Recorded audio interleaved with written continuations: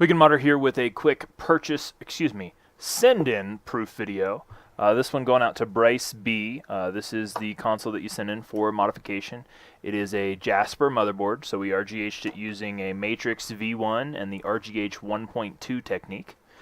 Inside the sleeve here is a disc that has your original backups. You can see the blue LEDs and that super fast, nice boot time.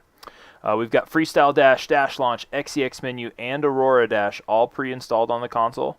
By default here, you're going to see that it fires up directly into Freestyle Dashboard. By the way, I freaking love your Xbox Live gamer tag. Chipotle is great. That's pretty awesome. Anyway, as you can see, it's starting up into Freestyle Dash. Be sure to check out the other links inside your final confirmation email. There's a playlist video by XX Modded Warfare that I highly, highly recommend you check out.